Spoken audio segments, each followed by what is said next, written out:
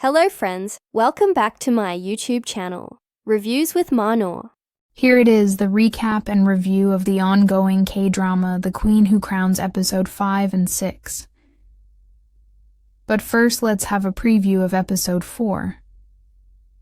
In the previous episode, tensions escalate as King Taejong struggles with political threats and personal turmoil. While seeking his father Tai Sangwang's help to delay the Ming envoy, the king faces humiliation as his wife, the queen, overshadows his authority. Their strained relationship deepens during a failed royal consummation, night leaving both embittered. Meanwhile, a conspiracy led by the king's elder brother, Sangwang, threatens the throne.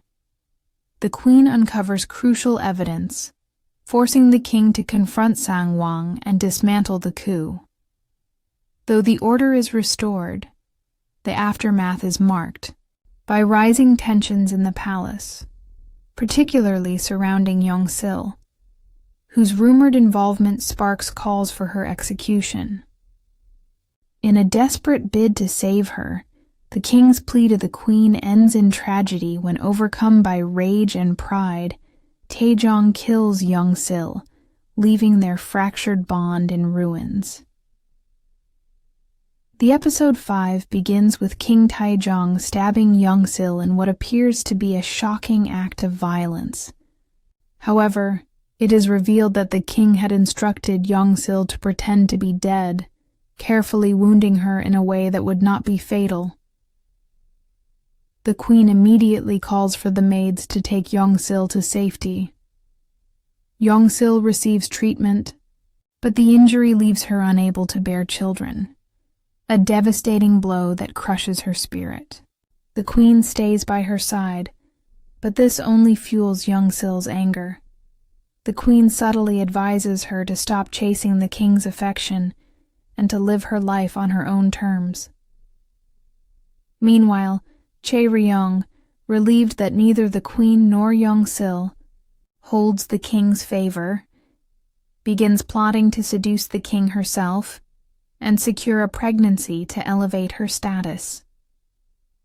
News of the king's actions with Yong-sil spreads, and the queen's brothers deduce that it was a calculated move to protect Yong-sil. Amidst this, the king, accompanied by An Seong-gun, his royal advisor, visits the countryside to assess the lives of the Joseon people. During their journey, they arrive at the estate of the Hong-won family. Impressed by the beauty and demeanor of their young daughter, An Seong-gun suggests the king take her as a royal concubine to undermine the queen's influence. Without much thought, the king agrees. At court, the king announces his intention to marry Lady Hong, sparking outrage among the queen's brothers. They confront An Seong-gun, criticizing his short-sighted suggestion. Chae Ryong, however, remains composed and confident in her ability to win the king's favor regardless of Lady Hong's arrival.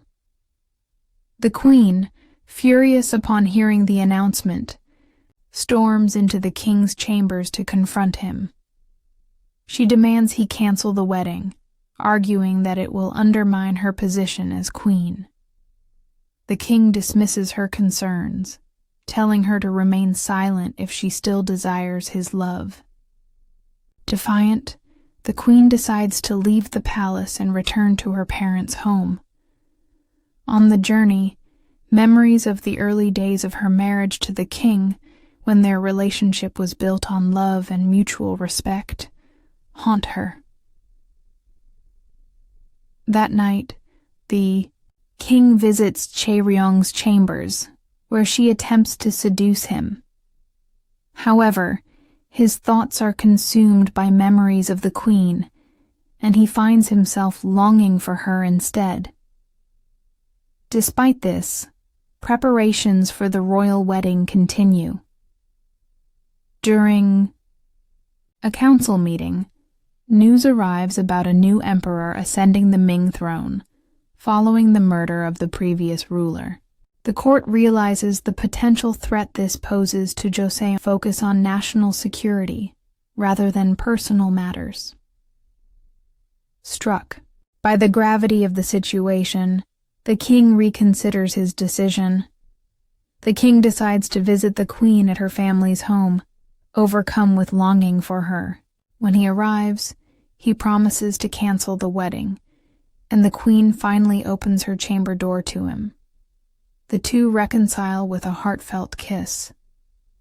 The following day, the queen confronts An Seong-gun, subtly mocking him for his reckless plan. Despite the wedding's cancellation, Lady Hong is brought to the palace without fanfare and installed as a concubine. When she meets the queen, the latter advises her to focus on pursuing her own interests and not waste her life waiting for the king's affection. Lady Hong, confused by the advice, does not grasp its meaning. Later, Lady asking why she is so confident he will favor her. She boldly responds that she is useful to him.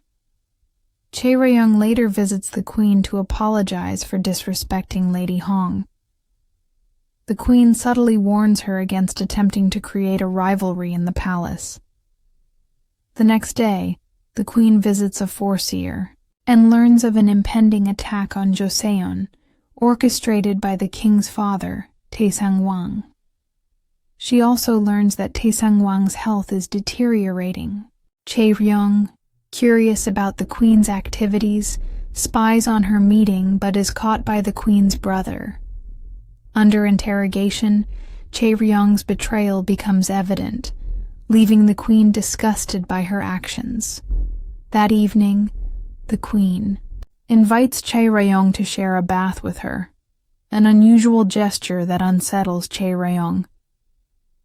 Hesitant and nervous, Chae Ryeong joins the queen in the bath. The episode ends on a chilling note as the queen silently sharpens her weapon, while Chae Ryeong instinctively covers her belly, hinting at the possibility that she may be pregnant. The episode 6 opens with an unsettling scene. Chae Ryeong, startled by the queen's sharp gestures in the bath, stands abruptly and instinctively touches her belly, revealing that she is pregnant. The queen's gaze sharpens, her words measured yet threatening, as she subtly warns Chae Ryeong to return to the palace. Sensing danger, Chae Ryeong uses the opportunity to escape and decides not to divulge the queen's secret meeting with Pan-soo, the informant, knowing the weight of the queen's veiled warning. The narrative shifts to the queen meeting her father, where she expresses gratitude for hosting the king for lunch. However, she voices concern about the king traveling around during such precarious times. Her father counters her worries, warning that her own activities, such as consulting informants, are equally dangerous. The tension between duty and safety lingers as the king arrives at the queen's family home with his entourage. A feast follows, marked by formalities and veiled insults. The queen's brothers present the king with an expensive Ming Dynasty wine, hoping to impress him. But the king's unimpressed reaction and his remark about the wine being obtained without payment leaves them flustered. The queen intervenes, urging her brothers to pay its rightful price, further heightening the awkwardness. Meanwhile, An Seong-gun and Haryun silently celebrate the king's subtle takedown of the queen's family. Back of herself, though his response feels more dutiful than heartfelt. To Chae Ryeong's surprise, the queen sends her lavish gifts to celebrate the pregnancy. When Chae Ryeong visits the queen to thank her, the queen maintains a composed demeanor, reminding Chae-ryong to focus on her health and the baby. Her tone, while cordial, carries an underlying message: avoid meddling and prioritize motherhood. Meanwhile, the queen meets Pansu, her informant, who delivers alarming news. A rebellion is brewing, orchestrated by Jo Sayue and secretly supported by the king's father, Tae Sang-wang.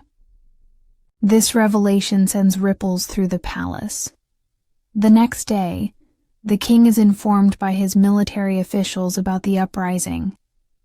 Though he realizes his father's involvement, he hesitates to take aggressive action, torn between familial loyalty and duty. The officials suspect the queen might influence the king and quietly press him to act. The king eventually decides to travel to the rebellion's epicenter to handle matters personally. This decision reaches the queen, who immediately formulates a plan. Determined to dissuade the king from venturing into danger, the queen orders court lady Jong to arrange a royal consummation night. That evening, the queen and the king share an intimate moment, and she uses the opportunity to plead with him to avoid the battlefield. In questions her involvement with secret informants. The queen brushes off his concerns, stating that her actions are solely for his safety. Moved by her words, the king agrees. The next day, the king confronts his father at the port. Tae Sang-wang, surrounded by elite warriors, greets him with hostility. Negotiations quickly sour, and Tae Sang-wang orders his men to kill the king. Just as the situation turns dire, the queen's royal guards intervene, clashing with the elite warriors. However, the king halts the battle, commanding his guards to stand down. In a shocking display of vulnerability, the king kneels before his father, apologizing for dethroning his elder brother and killing his younger brother in pursuit of his vision for Joseon. With tears in his eyes, he explains that his actions, though brutal, were driven by his love for the kingdom and his desire to create a better future. Tae Sang-wang, moved by his son's heartfelt confession, reconciles with him. The father and son return to the palace together, and their relationship is mended. At the next official meeting, the king shocks the court by announcing plans to move the capital back to Hanyang. The decision infuriates the officials, many of whom have grown rich off the spoils of Gyeongsang, the current capital. Ignoring and the dream of Hanyang becomes a reality. A magnificent celebrated with great joy throughout the kingdom. The king announces the birth proudly, his affection for the queen evident. Meanwhile, Chae-ryong, now the mother of a toddler, finds herself increasingly sidelined. Her initial joy at securing the king's favor has faded, replaced by the harsh reality of palace life and the king's indifference. The episode concludes on a triumphant, yet bittersweet note. The king and queen, accompanied by palace officials, walk hand in hand through the newly built Hanyang Palace. The queen, sensing the weight of the king's responsibilities, offers him words of reassurance about the hurdles they're yet to face. This episode was a roller coaster of emotions, political games, and one very strategic bath scene, from Chae-ryong's dramatic pregnancy reveal to the queen's subtle but terrifying warnings. Every moment crackled with tension. The queen once again proved that she's not just a master tactician, but also a queen of psychological warfare, sharpening weapons, mid-bath and calmly reminding Chae-ryong that her baby essentially belongs to the palace.